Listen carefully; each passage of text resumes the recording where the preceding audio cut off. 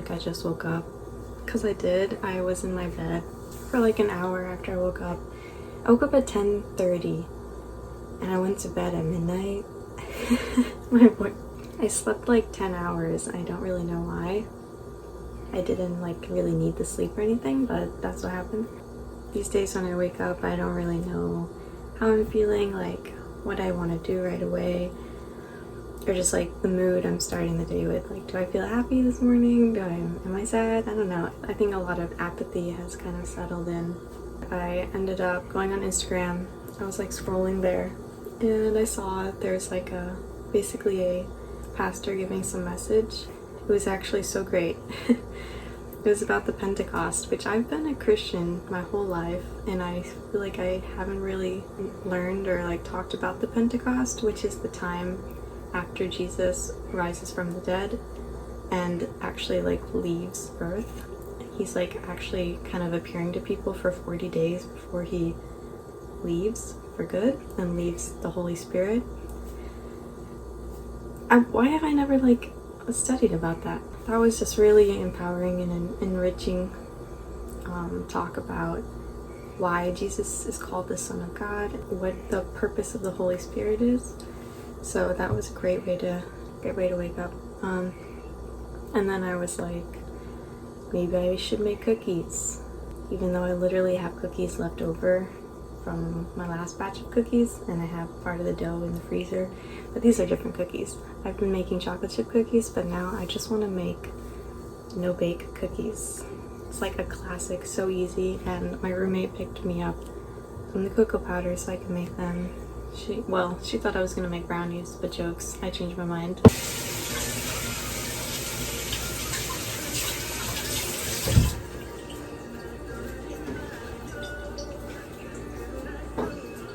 So of course I looked up the recipe online and I've adjusted it to be a smaller recipe because I don't want to make as much as I've been making in the past, and my best pan is this little pan. So I'm going to do a 1/4 cup of butter, about half of this. Should I try to look a little better? That should passer. Again, I don't have regular milk, even though I love milk. I have oat milk. So I hope that's yummy as still. Alright, so a 1/4 cup of milk. Ooh, okay. You gotta shake it like for real.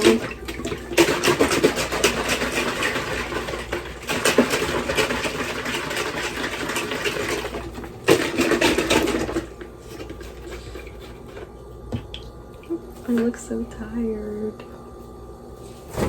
But it's not because I don't sleep. I just slept 10 hours. Okay, you already know it's about to be too much sugar up in here. 3/4 cups of sugar. 1/4 cups. This is a 1/4.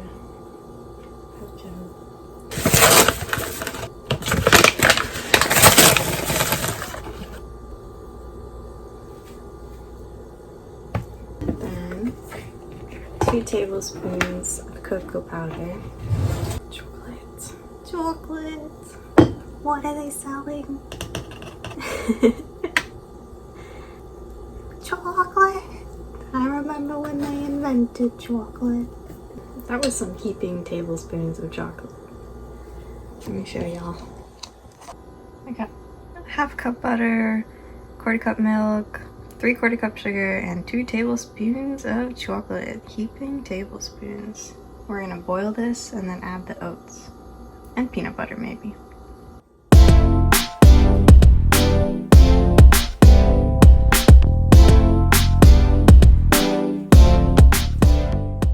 Alright, so I gotta let it boil for exactly 1 minute and 30 seconds. I'm waiting for it to get to the boil that I want, like really boiling. Wanna check it out? So once it's done boiling for 1.5 minutes, put the oats and peanut butter and some vanilla.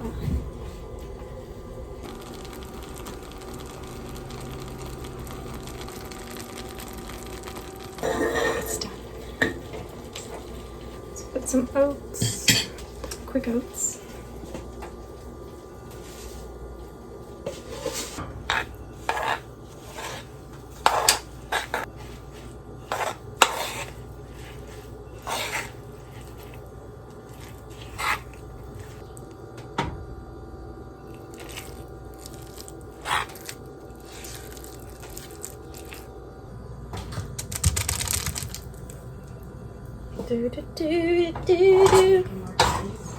Yeah, I'm doing Nobakes because we got that cocoa powder. It smells like chocolate. Yeah, it does. Finally, the chocolate we all deserve.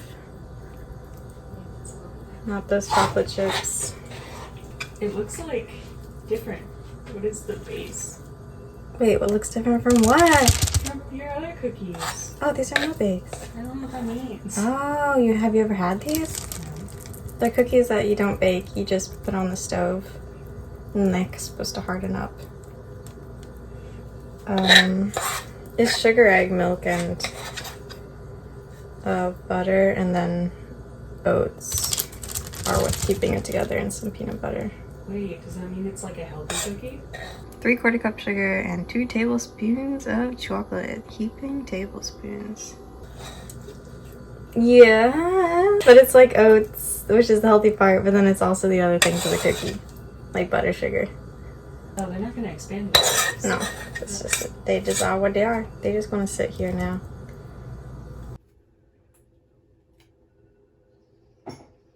Ah, yeah.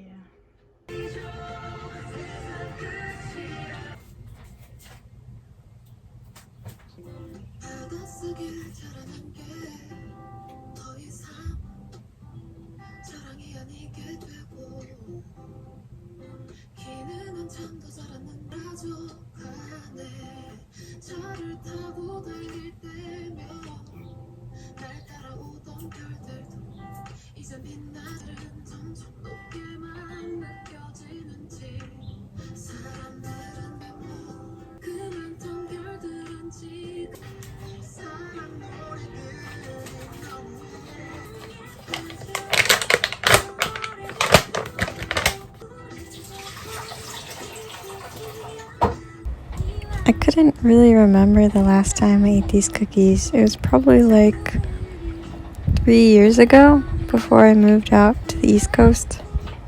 I was actually surprised. My roommate had never heard of these cookies. Makes me wonder if it's a Midwest thing. I think it's pretty common to make it at home in the Midwest, and you can also buy it in the grocery store. While I was eating it, I was actually thinking about how my mom shared it with me, and then I'm making it in a new city and gonna share this flavor with my roommate. And just kind of thinking about how we share culture, and a lot of times through food. This actually woke me up a little bit because I thought no-bake cookies were a pretty American snack, but I found out that's not true for all Americans and for all regions in the US. So really, we just know the things we were exposed to when we were growing up. And I think the rest of my adult life, I'll just get to meet other people and we can exchange what we know so far and exchange our cultures and recipes. And I hope I can keep doing that.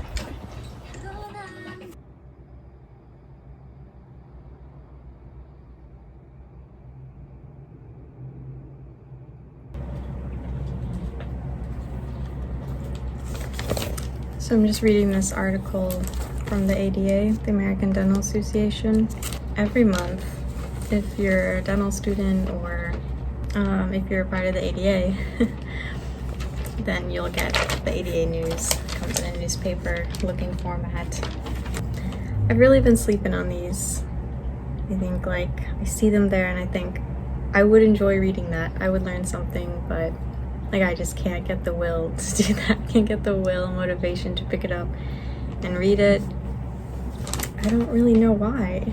Maybe because it's just too real. I don't know, I usually when I'm just chilling, I'm kind of looking for something to take me away from... Is my fan too loud? I'm kind of looking for something to take away from like my anxiety in the moment, you know, and reading something that's so close to home, maybe like I fear that it's gonna freak me out more, or I won't feel relaxed, of course, or I don't really know. It doesn't make sense. Like, sometimes anxiety doesn't make sense because doing the things that will actually help lower your anxiety are the things that like your anxiety are telling you you need to avoid, like you can't handle that, or just like you can't even consider it. But actually, if I lean more into these things that are giving me the anxiety, actually it can kind of help lower the anxiety.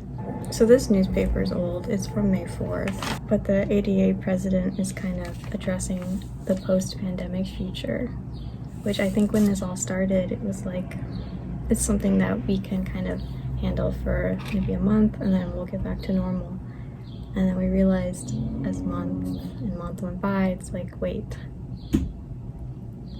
we can't just go back to normal. I don't think there's going to be the same normal after this, at least for a while. And I start to realize the whole year is going to look different. And you kind of got to get to terms with that so that you can face what's going to happen. And I think his message was kind of getting at that. So the president said this will not be a return to businesses as usual as it existed 2 or 3 months ago. We will be entering a very different world than the one we left behind in March. Dentists need to prepare themselves for the new world and protect themselves along with patients and staff while working within it.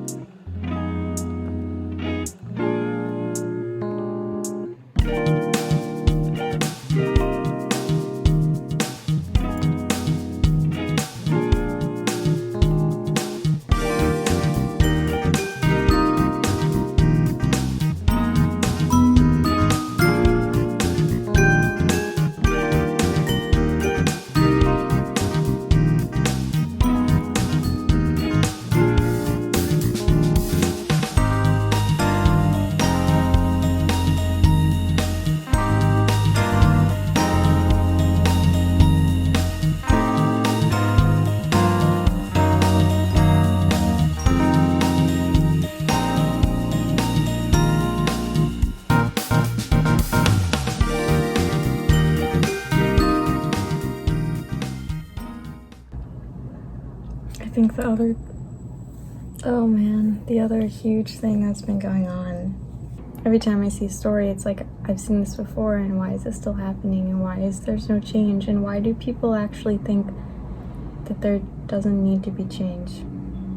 I just don't understand why we wouldn't put more, action into the law to protect people's lives, to protect African American people's lives, because I have nothing to lose. They're losing their life. I have nothing to lose. I just don't understand why we wouldn't act now and listen now.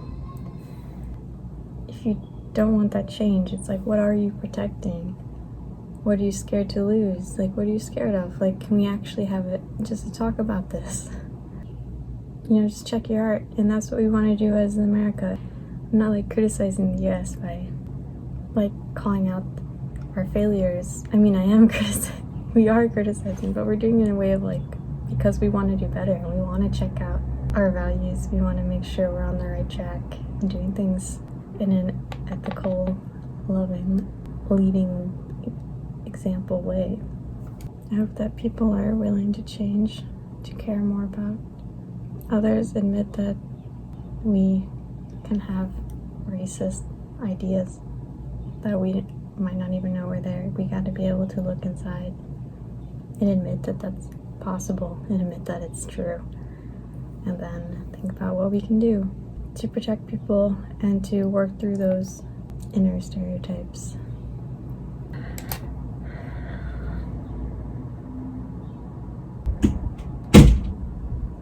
The wind is wild. It just closed my door. When you wake up,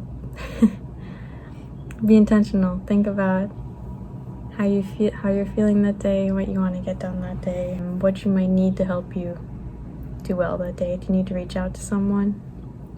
Yeah. So that's my advice. And I'll see you later.